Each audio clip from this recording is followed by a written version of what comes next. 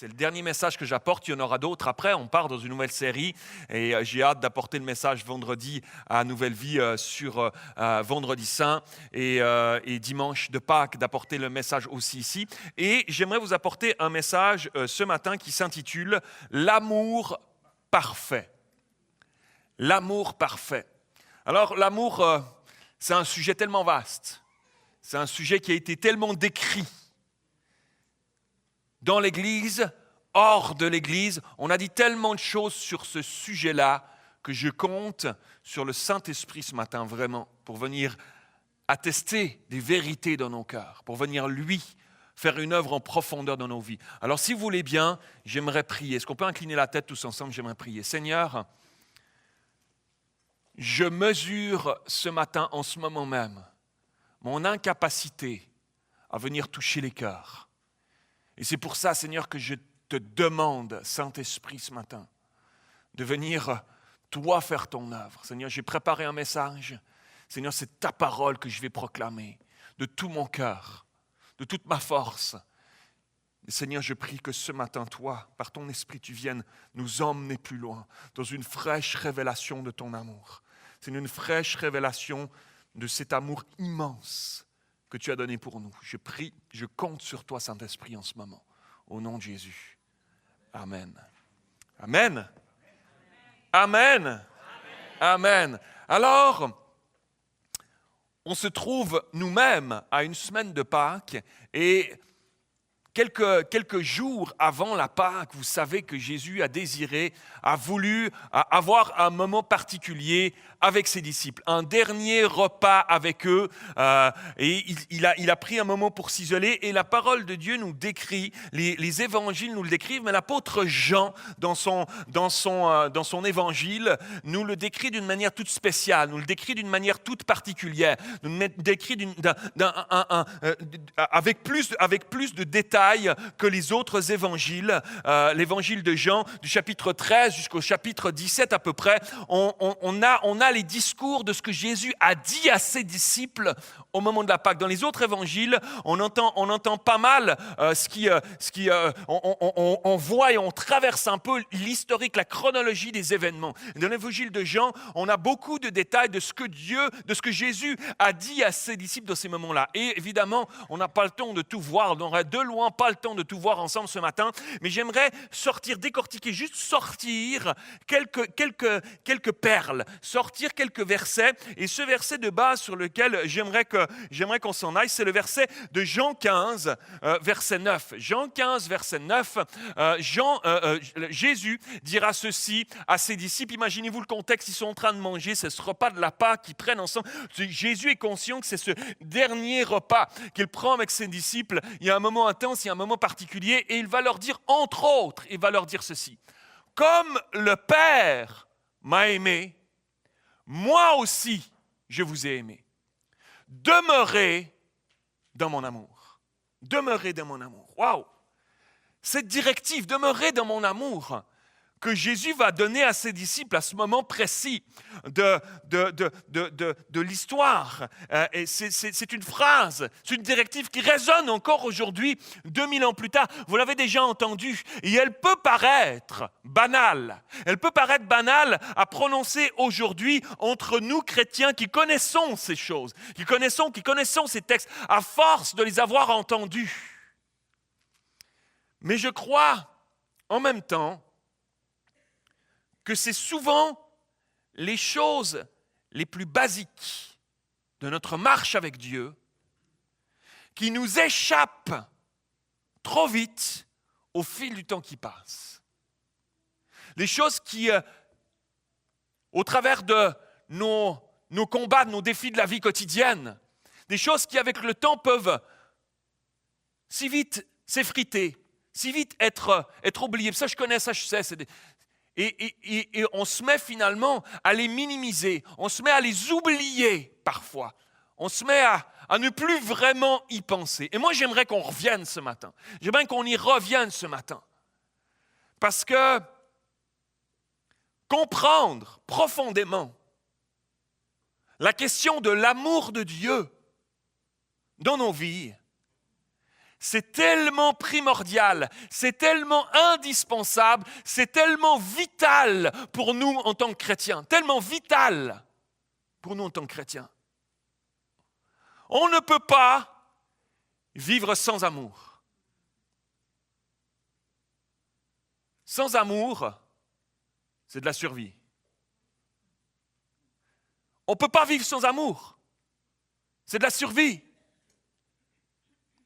Juste survivre.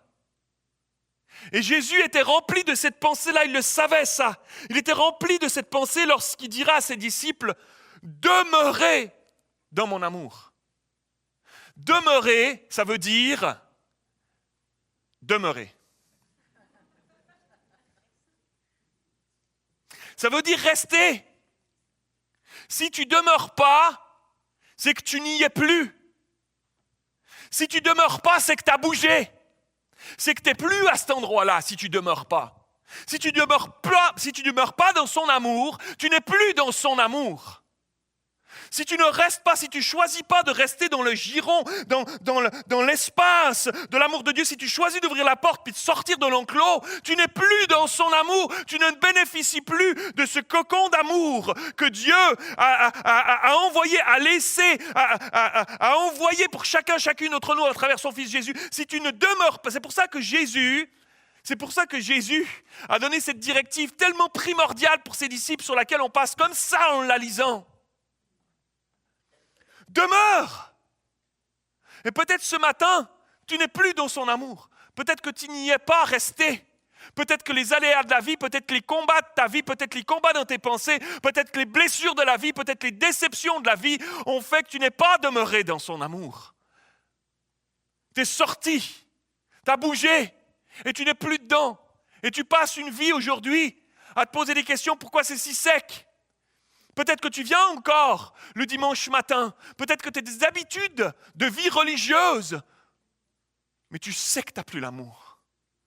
Tu sais qu'il y a quelque chose de sec qui a pris place dans ta vie, jour après jour, semaine après semaine, simplement parce que tu as choisi de sortir, de bouger. Tu n'as pas choisi de demeurer, de rester, de ne pas bouger. Pour que son amour puisse encore faire effet dans ta vie, pour que son amour fasse encore son travail, pour que son amour coule encore à travers toi. Cet amour dont nous avons chacun d'entre nous besoin, sinon on est dans la survie. Waouh! Demeurez dans mon amour.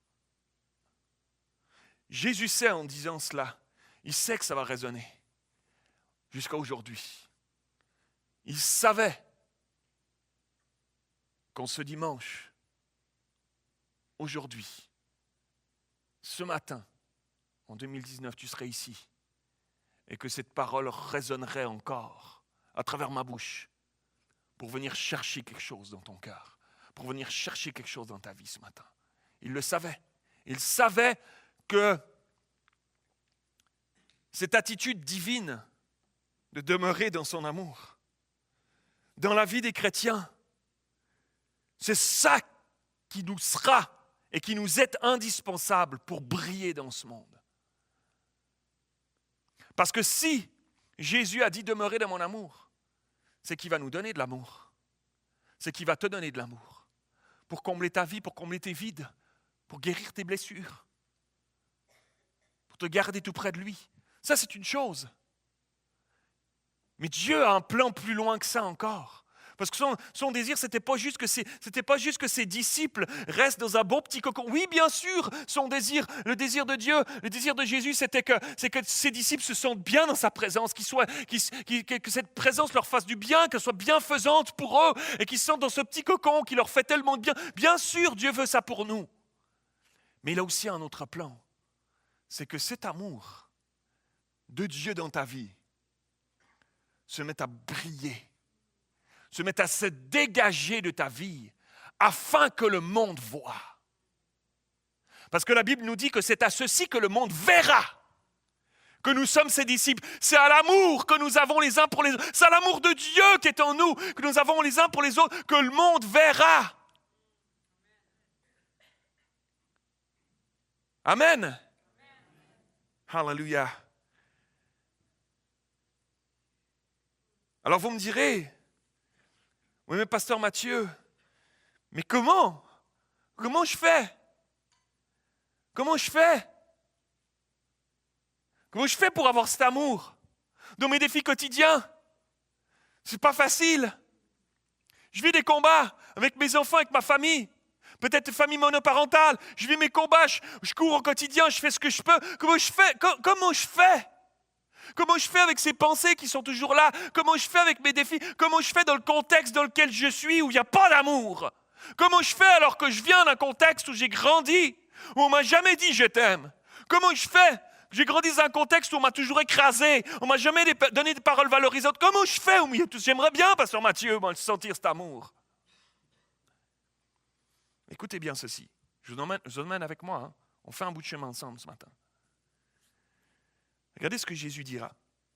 Jésus dira à ses disciples, il faut s'arrêter sur les mots, c'est important. Dans ce verset qu'on a lu, Jean 15, 9, Jésus va commencer en disant ceci. Comme le Père m'a aimé. Voilà la clé. Voilà la clé que nous allons explorer ensemble ce matin. Comme le Père m'a aimé. Dieu le Père est amour. Il est amour. Pasteur Mathieu, tu ne nous apprends rien, je le savais déjà ça. Mais Dieu est amour. Écoutez bien ceci, c'est tellement profond. Dieu est amour. L'amour n'est pas un attribut de Dieu. L'amour n'est pas un attribut de Dieu, c'est l'essence même de sa nature.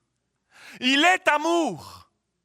C'est qui il est, c'est sa nature profonde. C'est qui il est lui-même dans son entièreté. C'est le centre de la personne de Dieu. Et autour de cet amour gravitent tous les autres attributs divins. Mais c'est l'amour la source, c'est l'amour la base. Il est amour. Et si Dieu a un fils, c'est justement parce qu'il est amour. C'est justement parce qu'il est amour. S'il a créé l'humanité, s'il t'a créé toi et moi, c'est parce qu'il est amour. Parce que l'amour seul, ça n'a pas d'utilité. L'amour seul, ça n'a pas d'utilité. Absolument pas. L'amour a besoin de quelqu'un à qui se donner. Il y a besoin de quelqu'un à qui se donner. Et alors, parce que Dieu est amour, il faut qu'il y ait un père. Et il faut que ce père-là ait un fils. S'il est tout seul, il n'y a pas d'amour. Il n'y a pas d'amour à donner, ça ne sert à rien. Il n'y a pas quelqu'un à qui je peux le manifester, ça ne sert à rien. Il faut qu'il y ait un père et il faut qu'il y ait un fils. Ça commence par là. Ça commence par là, la compréhension de cet amour qui n'a rien à voir avec aucun comparable de ce monde. Aucun comparable. C'est pour ça que je reprends les choses depuis le début.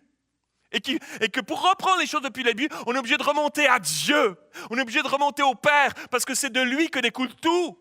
C'est de lui que découle. Il était là dès avant la fondation du monde. Il était de toute éternité. Il était déjà là. Et son amour était là de toute éternité. Et c'est de lui que découle. Il faut revenir à la source. Il faut revenir à lui pour comprendre l'amour de Dieu pour nous. C'est extraordinaire. C'est magnifique. C'est tellement profond. L'amour a besoin de quelqu'un à qui se donner.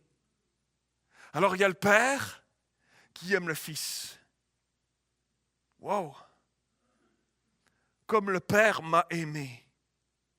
On peut juste effleurer.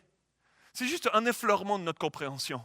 On ne peut pas tout saisir, on ne peut pas tout comprendre. On peut juste effleurer notre petite compréhension de Dieu, ce sentiment d'amour tellement puissant qui anime Dieu à propos de son Fils Jésus. Juste le dire comme ça, c'est tellement. Les mots humains sont tellement faibles pour pouvoir le décrire. Impossible. Dieu dira ceci lors du baptême de Jésus. Rappelez-vous, Matthieu 3, 17. Quand Jésus a été baptisé, il y a une voix qui s'est fait entendre du ciel. C'était la voix du Père. Celui-ci, c'est mon Fils bien-aimé. Avez-vous remarqué? Il n'a pas dit celui-ci, c'est mon fils, je l'aime bien. Il n'a pas dit c'est mon fils, je l'aime. Il a dit c'est mon fils bien-aimé. Celui-ci, c'est mon fils bien-aimé, en qui j'ai mis toute mon affection. Avez-vous remarqué? Il n'a pas dit en qui j'ai mis Pour qui j'ai de l'affection? Hein? Il n'a pas dit je l'aime bien. Non, non.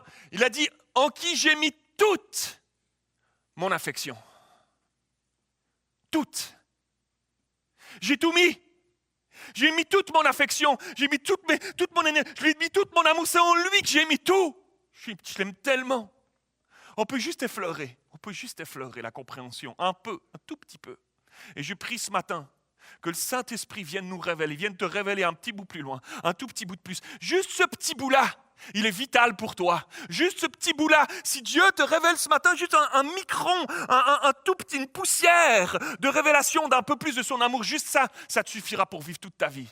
Juste ça, ça te suffira. Il n'y a pas besoin de centrale nucléaire pour faire allumer ça. Non, non, juste ça, là, c'est une poussière de révélation ce matin d'un peu plus de son amour. Ça te sera totalement utile pour guérir ton cœur brisé, pour venir te donner des réponses à tes questions, pour venir ce matin te rejoindre là où tu en es, dans le marasme de ton péché, pour venir te rejoindre là où tu en es ce matin avec tes questionnements. Juste ça, ça suffirait. Ouvre-toi ce matin, c'est ma prière.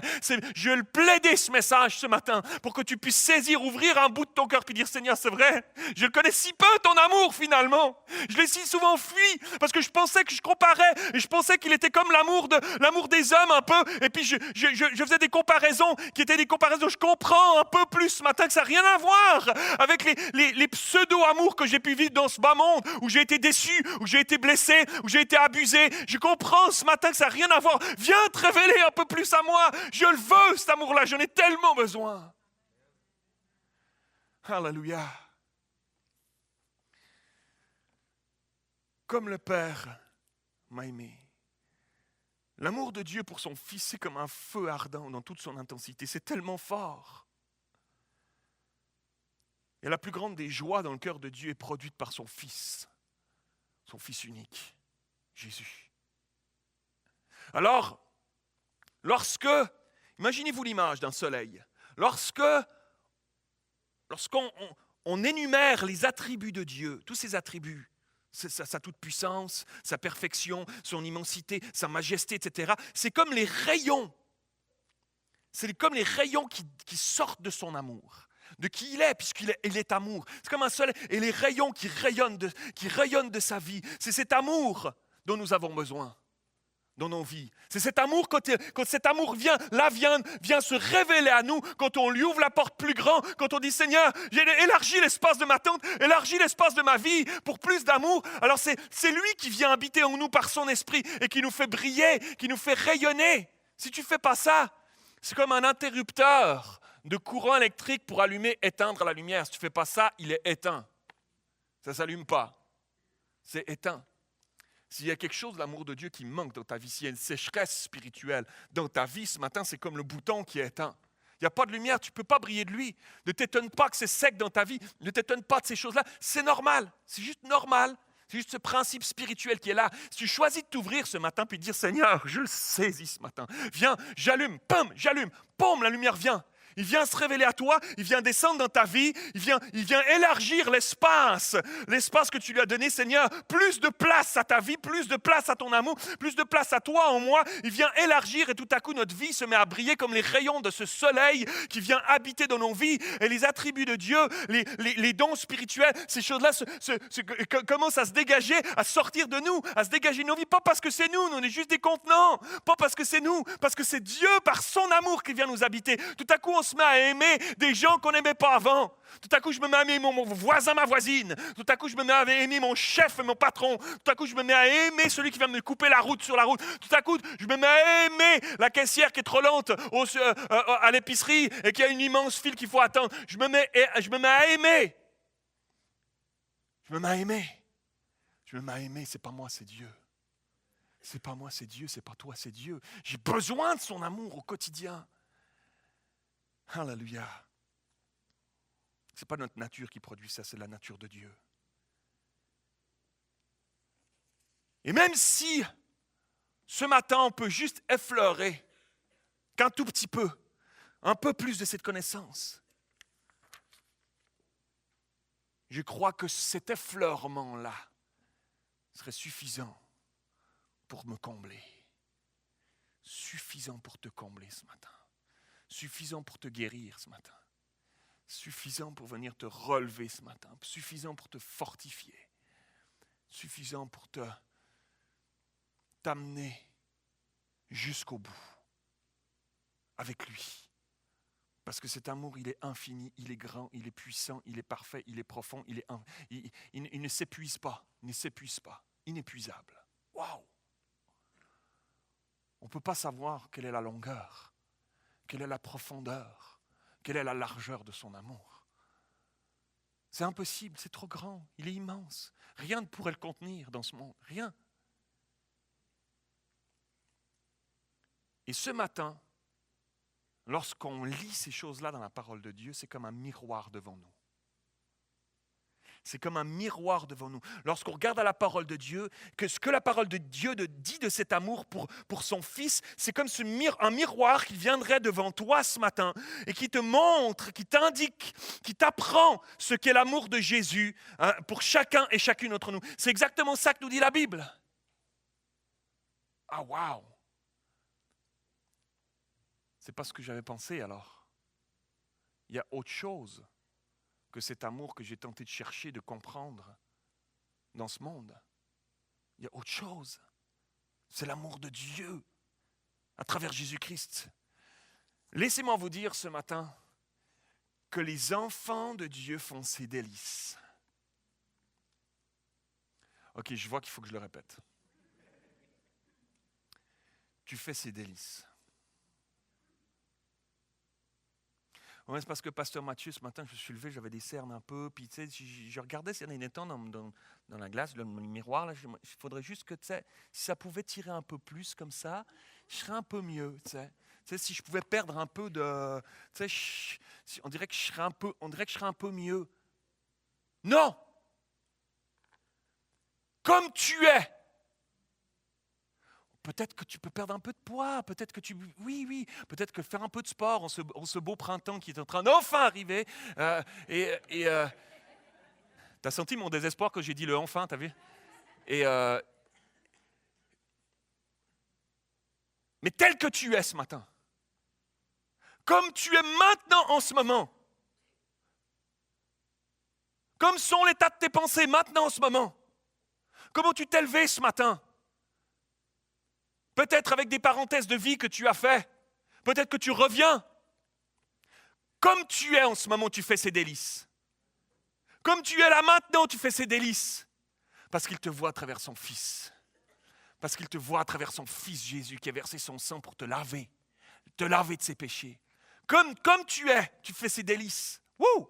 C'est une vérité divine ce matin. C'est une vérité divine que je mets devant toi. Face à tous les mensonges de l'ennemi, face à tous les mensonges peut-être que tu as entendus dans ta vie, que tu n'en valais pas la peine, que de toute façon tu n'étais qu'un nul, que de toute façon tu n'y arriverais jamais, que de toute façon tu serais toujours comme ça avec toi. Peut-être face à tous ces mensonges, je proclame la vérité de la parole de Dieu. Je proclame la vérité de Jésus sur ta vie. Tu fais les délices de Dieu en ce moment tel que tu es maintenant. Alléluia. Ça, c'est la vérité de la parole de Dieu. Je la proclame ce matin sur ta vie. Personne ne fait exception. C'est pour chacun, chacune d'entre nous ce matin. C'est pour chacun, chacune d'entre nous. Waouh! Cantique des Cantiques, chapitre 8, verset 6, nous dit ceci. L'amour est fort, comme la mort. Les grandes eaux ne peuvent éteindre l'amour, et les fleuves ne le submergerait pas. Wow! Non mais c'est fort. C'est puissant. On ne s'imagine pas comment c'est puissant l'amour de Dieu pour nous. Comment ça ferait tellement de bien d'avoir juste un peu plus de cet amour-là dans nos vies, dans ta vie ce matin. Est-ce qu'il y a quelque chose de plus impressionnant dans ce monde dans lequel nous vivons, de plus indomptable que des flots en furie? Ceux qui ont été au chute du Niagara, tu le sais, tu te mets à côté de ça, tu vois la puissance. Tu te dis, boah! Il y en a qui ont essayé de descendre dans un tonneau, comment on appelle ça? Dans un baril. Oh boy! Non, c'est puissant, c'est extrêmement puissant. Et qu'est-ce que la parole de Dieu nous dit? Les grandes eaux ne peuvent éteindre l'amour et même les fleuves ne le submergeraient pas. C'est pas possible. C'est l'amour de Dieu. C'est si puissant. Impossible. Waouh! Son cœur d'amour te cherche. Son cœur d'amour te cherche ce matin. Il te cherche. Son désir, c'est que tu puisses avoir une communion intense avec lui, avec Dieu, avec qui il est, avec son amour. Et s'il le fallait, Jésus mourrait à nouveau pour toi, juste pour te gagner. Par amour. Par amour. Waouh! Comme le Père aime le Fils et ne pourrait pas vivre sans lui, parce qu'il est amour. Cet amour-là n'aurait aucun sens sans son Fils. C'est de cette même manière que Jésus t'aime ce matin. Waouh! Waouh! Comme le Père m'a aimé, moi aussi, je vous ai aimé. Le Père m'aime. Il déverse en moi tout son amour tellement puissant, tellement profond, tellement incroyable. Waouh! Et moi, je vous ai aimé aussi de ce même amour. Waouh! Alors après cette courte introduction que je viens de faire, je vais m'en aller dans mes points. Vous êtes avec moi? Oui. Vous allez voir, ça va bien se passer. Premièrement, j'ai décortiqué quelques-uns parce qu'on pourrait en dire son amour est infini, donc on pourrait, mais j'ai décortiqué quelques points ce matin qui me semblaient être importants pour nous ici à Nouvelle-Ville-à-Prairie ce matin. Premièrement, son amour est éternel. Éphésiens chapitre 1, verset 4, l'apôtre Paul dira ceci. Écoutez bien, il est magnifique ce verset, ces versets-là, ce texte-là.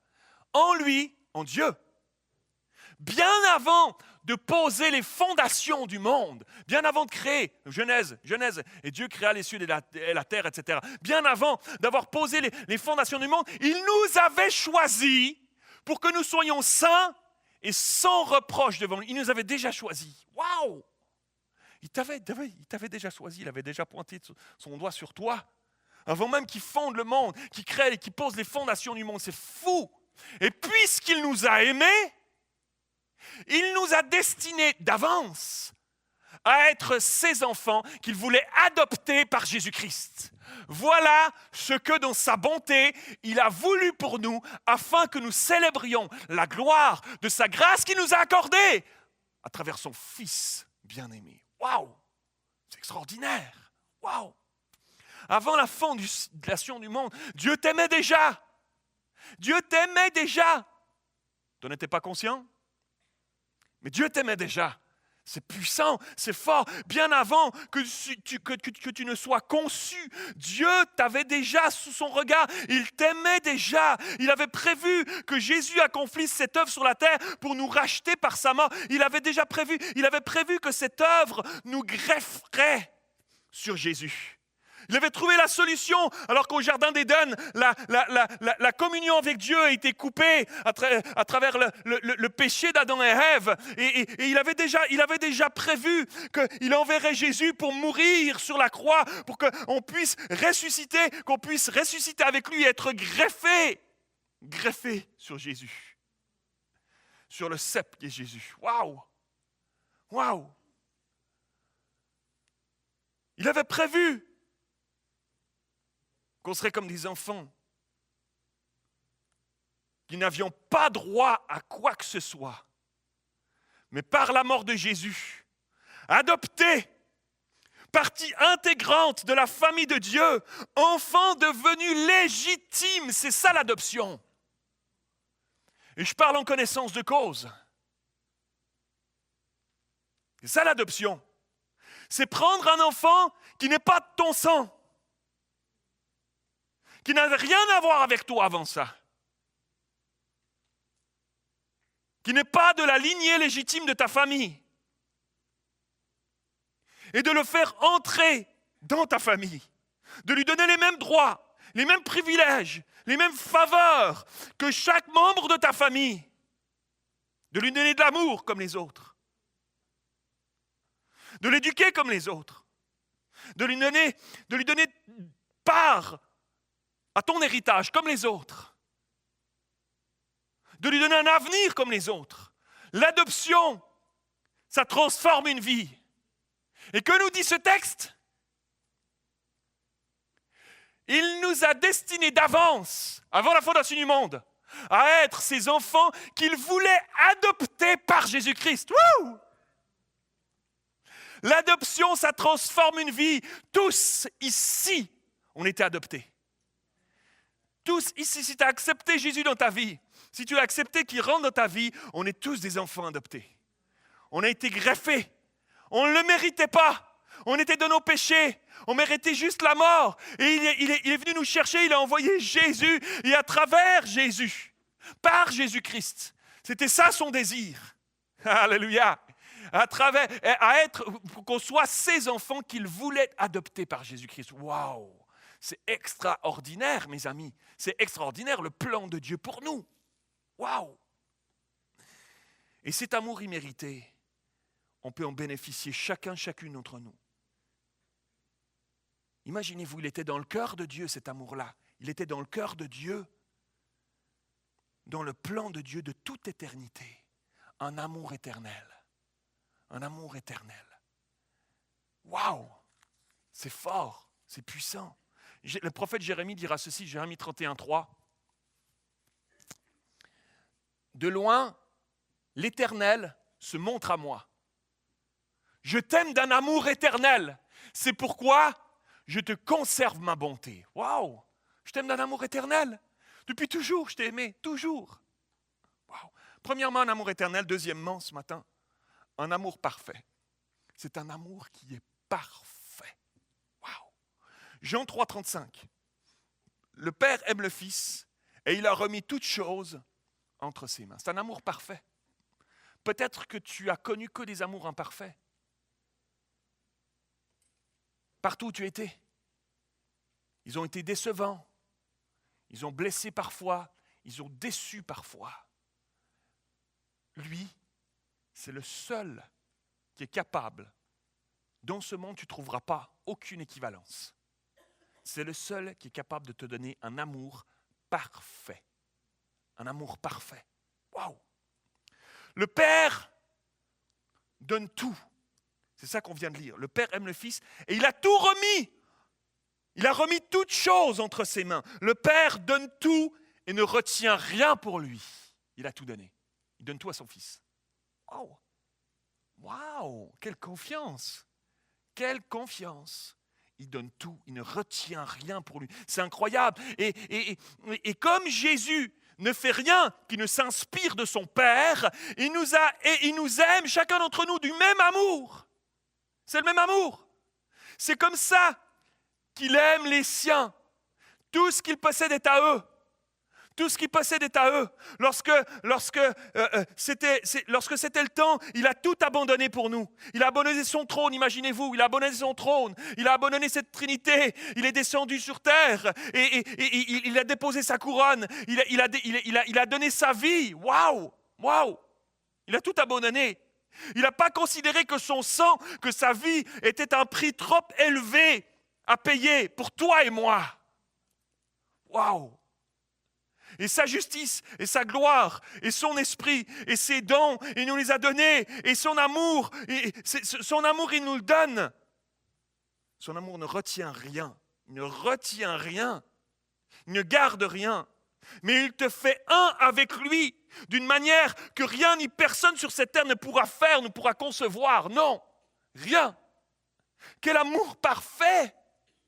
Quel amour parfait, incroyable! Nous aimer comme le Père l'aime et nous offrir cet amour pour qu'on puisse devenir à sa ressemblance, vivre en lui et avec lui tous les jours. Waouh! Waouh! Un amour parfait. Troisièmement, un amour doux et tendre. Ça fait du bien d'entendre ça dans ce monde de brut dans lequel nous vivons. Un amour doux et tendre. Un amour respectueux qui te rejoint avec la douceur dans ton quotidien, là où tu en es, avec tellement de respect,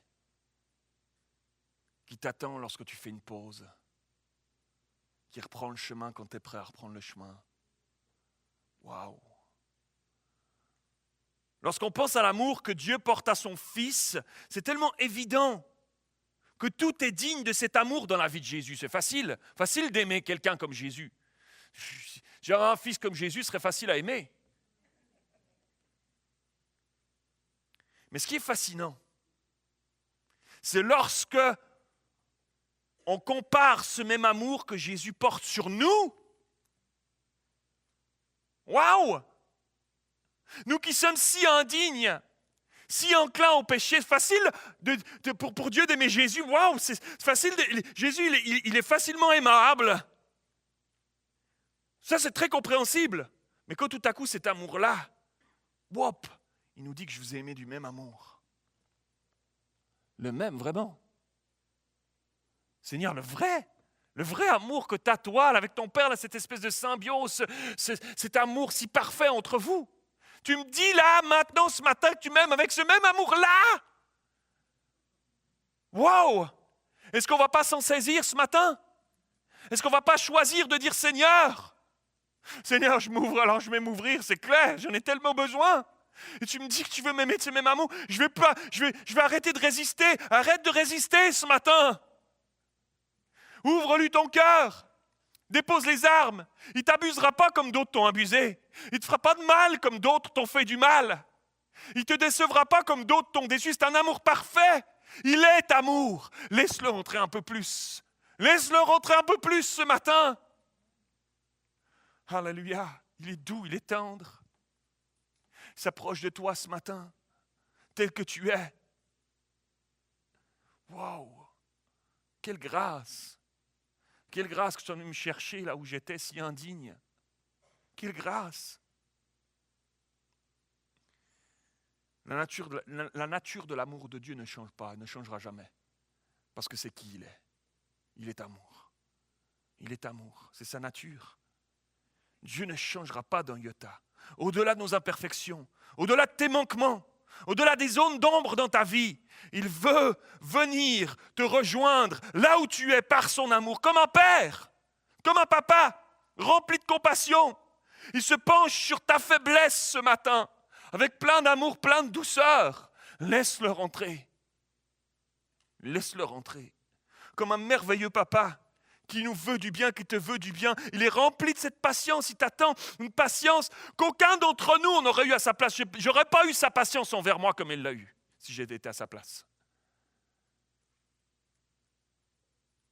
Il supporte nos écarts, nos lenteurs à lui faire confiance, nos parenthèses de vie loin de lui. Puis ça peut être des courtes parenthèses, ce n'est pas forcément très long. Ça peut être une parenthèse d'une semaine. Peut-être que tu as fait une parenthèse cette semaine avec Dieu. Ah non, pasteur Mathieu, mais je ne l'ai pas abandonné. Non, mais tu as peut-être fait une parenthèse cette semaine avec lui. C'est quand la dernière fois que tu as pris du temps avec lui pour le laisser déverser son amour en toi, pour aller goûter à cet amour-là dont tu es tellement dépendant que tu ne pourrais pas faire sans.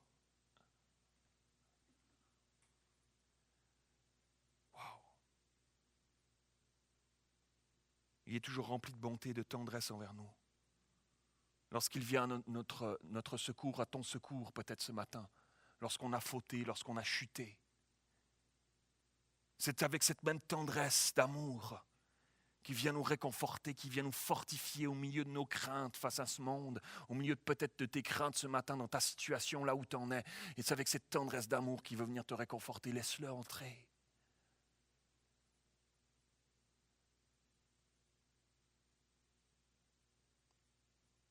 Un amour doux et tendre. Et dernièrement, quatrièmement, tu as vu, ça a été pas si pire quand même. Quatrièmement, j'ai dit 4 points, quatrièmement, un amour immuable. C'est un amour qui ne change pas. Un amour qui ne change pas, qui n'a jamais changé et qui ne changera jamais. Il est immuable. Un amour immuable. Jean 13,1 dit ceci. Jean 13,1, avant la fête de la Pâque, Jésus, sachant que son heure était venue de passer de ce monde au Père, ayant aimé les siens, il allait mourir, ayant aimé les siens qui étaient dans le monde, il mit le comble à son amour pour eux. Il a monté d'un cran encore. Il a monté encore d'un cran son amour. Il a mis le comble à son amour pour eux. Waouh! Waouh! Le plan d'amour de Dieu pour trouver une solution au péché, au jardin d'Éden, est en train de se mettre en place. Ce plan qui était prévu, il était prévu de toute éternité. Il n'a pas changé en cours de route, ce plan. Non, depuis la chute au jardin d'Éden jusqu'au moment où Jésus mourra sur la croix, il ne s'est pas modifié ce plan. Il n'y a pas eu de séance de médiation pour trouver une solution, pour arranger toutes les parties, arranger les parties en présence. Non, non, le plan de Dieu d'envoyer son Fils pour mourir, pour sauver l'humanité, il est maintenant sur le point d'arriver à son accomplissement et rien ne pourra l'arrêter, par amour. Par amour. Waouh! Par amour. Le prophète Ésaïe dira ceci, Ésaïe 54, 10. Quand les montagnes s'éloigneraient, même quand les collines chancelleraient, mon amour ne s'éloignera pas de toi. Et mon alliance de paix ne chancellera point, dit l'Éternel, qui a compassion de toi. Waouh! Les montagnes, elles peuvent bouger. C'est déjà difficile de faire bouger une montagne. Mais les montagnes peuvent bouger. Les collines, elles peuvent chanceler. Mais l'amour de Dieu, non, il ne chancellera jamais. Jamais il bougera. Il est tellement solide, il est tellement fort, il est tellement puissant, il est tellement là. Il ne bougera, il ne chancellera jamais. Waouh! J'aimerais demander aux musiciens de s'approcher. Cet amour, il est immuable. Il ne chancelle pas. Il est si puissant parce qu'il vient de Dieu lui-même, de sa personne. Et tu peux compter sur lui ce matin pour te garder, pour te tenir fermement au milieu de ta vie, au milieu de tes défis, au milieu de tes combats ici-bas. Toute notre indignité, toutes nos faiblesses ne peuvent empêcher Dieu de nous aimer. Amen. Est-ce qu'on peut applaudir ce Dieu magnifique ce matin? Ce Dieu qui, malgré nos faiblesses, nos imperfections, ne peut s'empêcher de nous aimer. Waouh! Son amour est plus fort que ta faiblesse. Alors, ça veut dire que tu en as désespérément besoin. Ça veut dire que j'en ai désespérément besoin chaque jour, à chaque instant. Si son amour est plus fort que ma faiblesse, alors je ne peux pas m'en passer de son amour. Partout, je veux le prendre avec moi. Je ne veux plus passer une journée sans lui. Je ne veux plus partir au travail le matin par mes propres forces. Je veux le prendre avec moi. J'ai besoin de lui au milieu de mes faiblesses, au milieu de mes défis, que je me retrouve seul à la maison. J'ai besoin de lui. Il vient au secours de ta faiblesse. Waouh! Par son amour.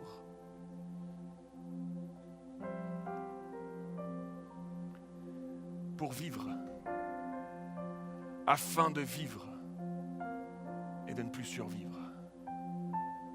Afin que tu vives et que tu ne sois plus dans la survie. Son bras tout-puissant te serrera encore. Te tiendra tout contre lui.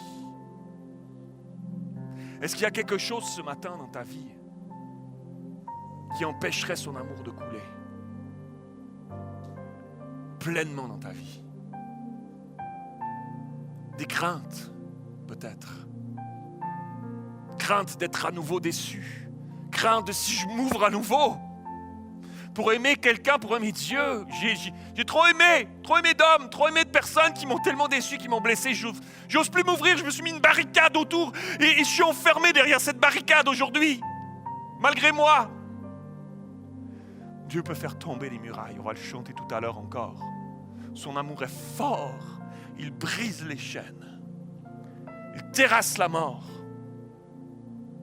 Rien ne le freine, rien ne le freine. Rien ne peut arrêter son amour, même pas des flots des grandes eaux, même pas les chutes du Niagara, rien ne peut empêcher son amour. Si ce matin tu t'ouvres à lui, tu dis Seigneur, viens. Au milieu de mes craintes, je veux choisir de te refaire confiance à nouveau. Au milieu de mes déceptions, toi, tu ne me décevras pas. Je l'ai compris ce matin, c'est ta parole. C'est la vérité que Pasteur Mathieu m'a mis devant. Moi, j'avais toutes sortes de trucs dans ma tête, j'avais toutes sortes d'impossibilités. J'étais emmuré derrière ma muraille. Mais Seigneur, j'ai compris à travers ta parole ce matin, c'est la vérité, ta parole. J'ai compris que c'est autre chose que moi j'ai pensé. Seigneur, viens corriger ma fausse façon de penser, ce qui a été tordu, ce qui a été biaisé, parce que ça a été brisé, parce que ça a été... Seigneur, viens-toi redresser ta vérité, Seigneur. Je vais y croire ce matin, je veux m'en saisir ce matin de ta vérité. Je vais laisser cet amour-là couler à nouveau dans ma vie, je veux oser à nouveau. Je m'ouvre à toi, peut-être tes craintes ce matin, qui t'empêchent. Peut-être des blessures qui t'ont fait mal. Peut-être le péché qui bloque le canal de son amour de se rendre jusqu'à toi. Dépose ton péché ce matin, confesse-le. Il y a la connexion qui va se faire à nouveau, ça pourra couler à nouveau dans ta vie. Peut-être que c'est la paresse qui t'a fait rater à chaque fois le train de son amour. Tu n'étais pas sur la gare.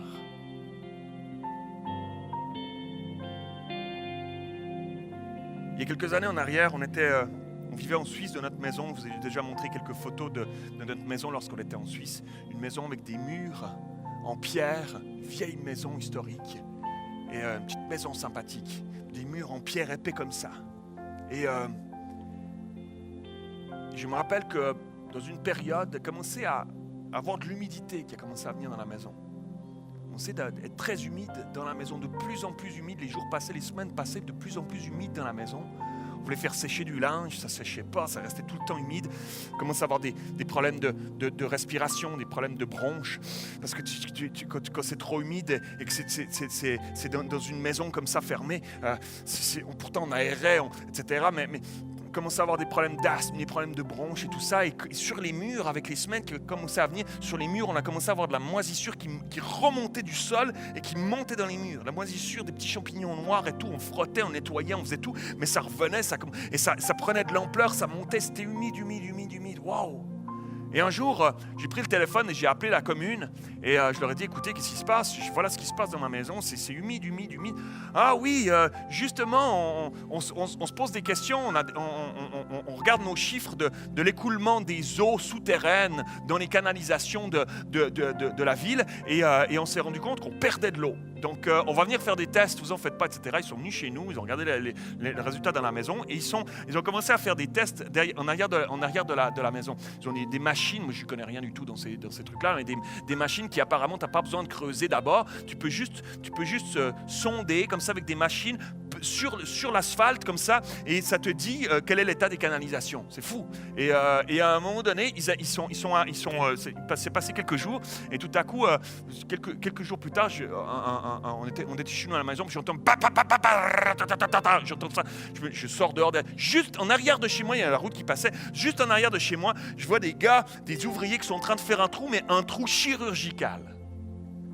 Tu sais, puis moi je suis là, je dis, comment tu peux savoir?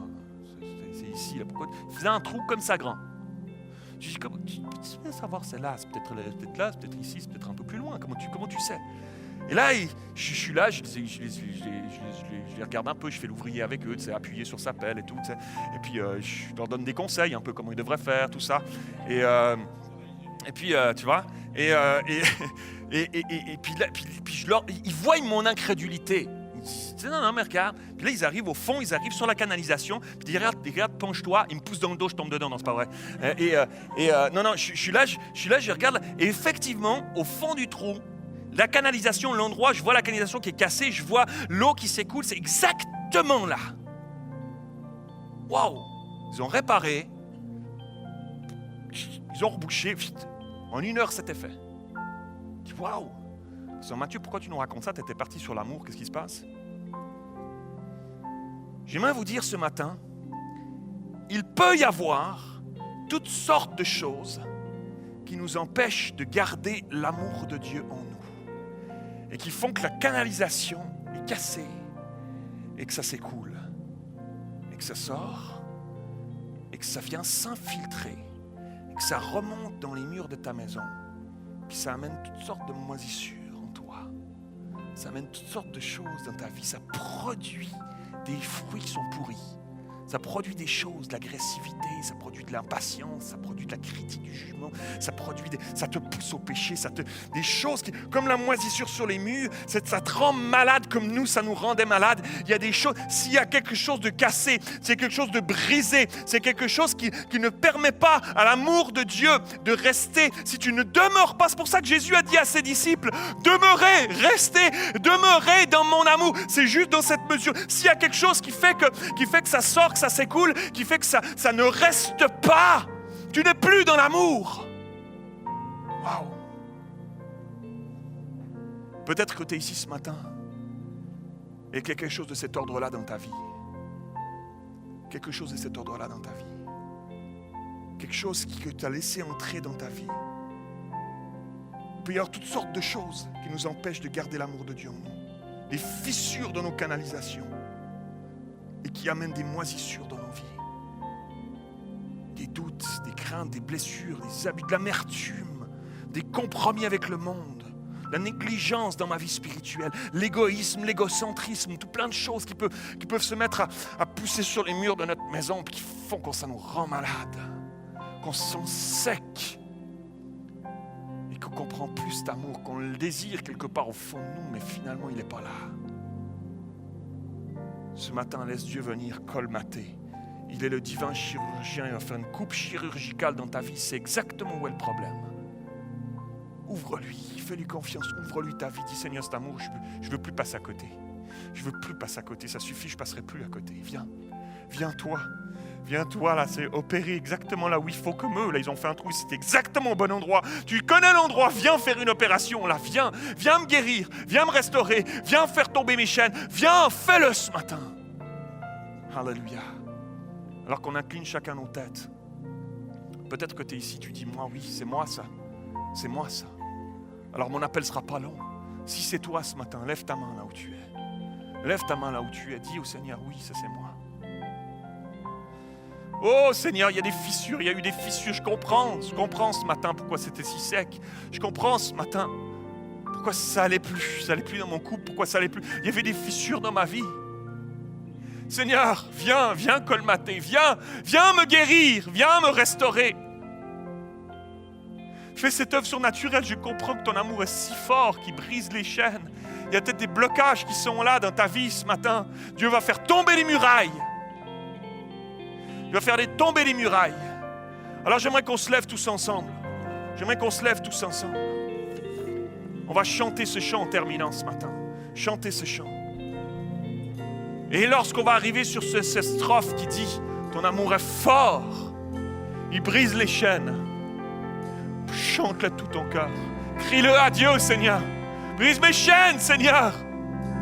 Viens me guérir, viens Seigneur, coule à nouveau dans ma vie, va le faire ce matin. Tu vas sortir de ce lieu pas de la même manière que tu es rentré. Il va couler dans ta vie ce matin. Il va renouveler ta vie, il va guérir ton cœur. Il va le faire ce matin. Alors chantons de tout notre cœur ensemble en terminant ce matin.